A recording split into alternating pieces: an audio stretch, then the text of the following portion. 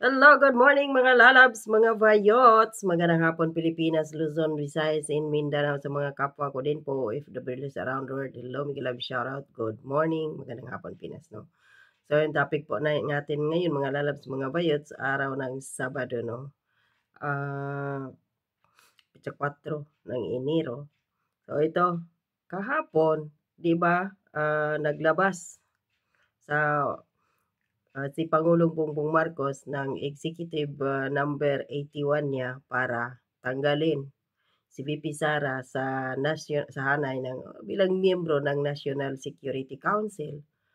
At dinamay na din ni Bongbong Marcos ang mga dating mga presidente na buhay pa gaya ni Tatay Digong, ni Gloria Arroyo at ni Erap Estrada dahil kaya na daw ni Bongbong Marcos pangalagaan ang security ng bansa. Di ba balak pa tayo ipahamak doon sa China. At nagmamagaling-galingan si BBM.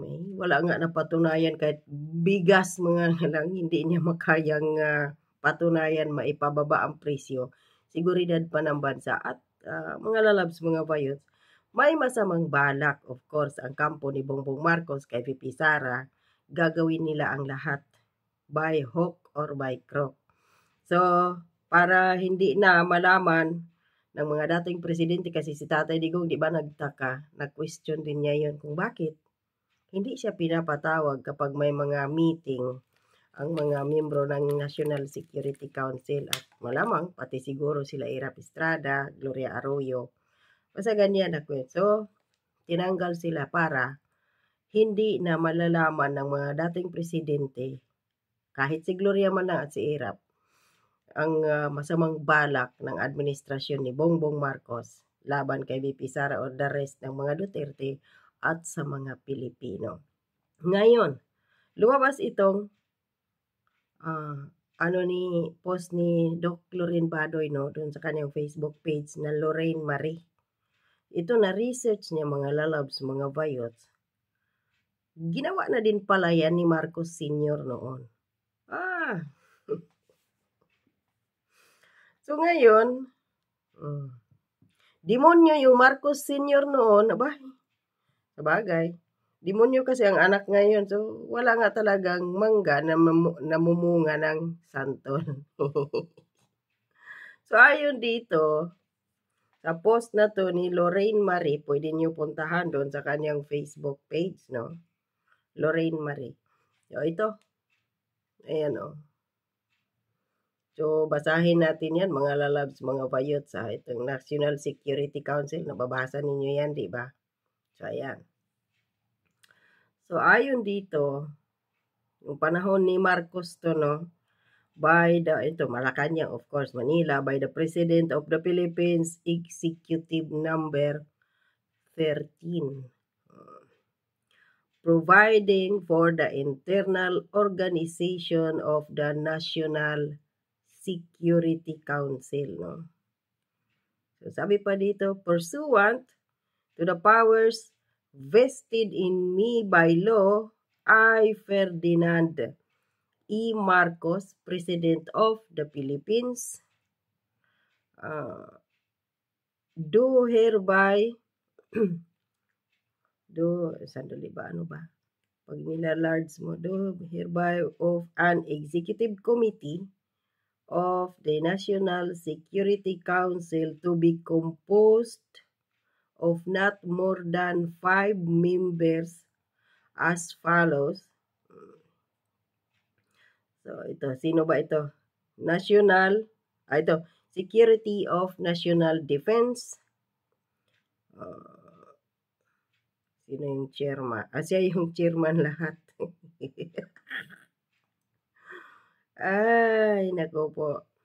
Security of National Defense, Secretary of Foreign Affairs, Secretary of Justice, Secretary of Finance, and Executive Secretary. So, ito yung nakasulat dito. So, basahin natin itong post ni Lorraine Badoy. Ferdinand Marcos Sr. issued an EO on February 24, 1966. Pala ito, no? 1966 pala itong Executive Order number 13. Removing Vice President Fernando Lopez from the National Security Council. So, gawain na pala ni Marcos Sr. noon. Sinunod lang din ni Marcos Jr. Malamang mga lalabs, mga bayots, ang nag-utos nito kay Bongbong Marcos or nag-advise sa kanya ay ang kanyang security advisor. Sino yun? Yung apo ng mga dinosaur na si Juan Ponce Enrile. Matatandaan natin, huwag nating kalimutan yung history ng Pilipinas na si Enrile ang dahilan kung bakit kung nagkaroon ng tawag dito martial law. Kasi dito to papunta mga lalabs, mga bayots Yung EO number 81 ni Marcos Jr. mag-martial law sila ngayong posible ngayong January 13 kasi magrarally ang Iglesia ni Cristo. Kasi ganun din ang ginawa ni Marcos noon. So, gumawa ng paraan, drama issue dati ang Marcos Sr. na kunwari ay tinambangan si Enrile. Di naman namatay, kaya gumawa ng nagmartial si Marcos Sr. So, yun. So, sabi pa dito, years later, he declared martial law and abolished the office of the Vice President. So, nakabalik lang yata itong OVP na to noong si Cory yata.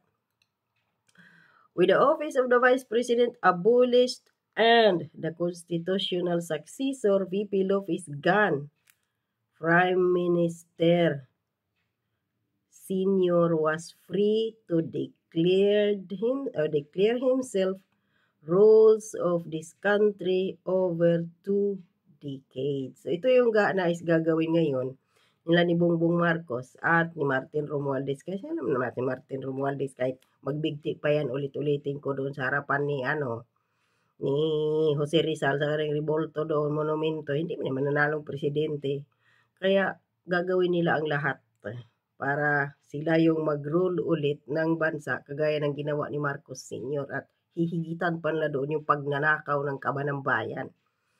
Triple na nga ngayon sa ninakaw ni Marcos Sr. noon, yung ninakaw ng Junior at ng kanyang pinsan. Followed by the wife na First Lady na laging 2 beses may nananalo, 3 beses sa isang linggo doon sa Lone Beator sa PCSO.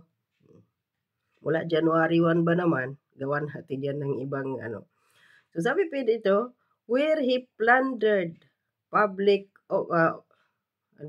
where he plundered public coffers and where our rights and freedoms were taken away from us. So mangyayari yan.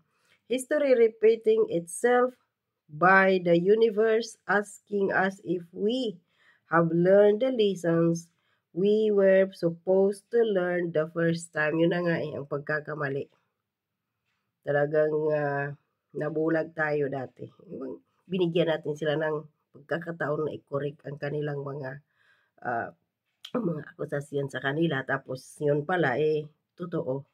Kung ano yung inakusa sa Marcos Sr., dinoble ngayon, tinriple ni Marcos Jr. No? Marcos Sr. destroyed our country. Correct.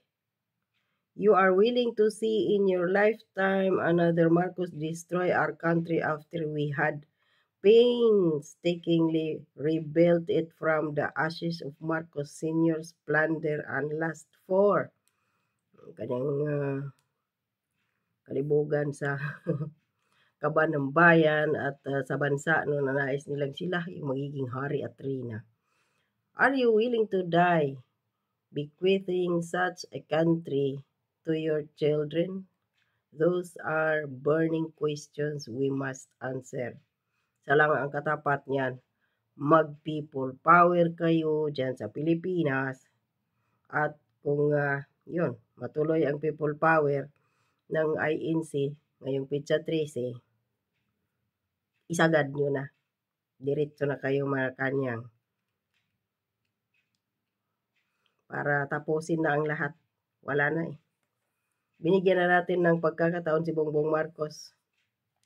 Tsaka Sinasabi niya na hindi na relevant si VP Sara bilang miyembro ng National Security Council. Ang kapal ng mukha ni Marcos Jr. magsabi niyan na kung hindi dahil kay VP Sara, wala siya ngayon bilang presidente.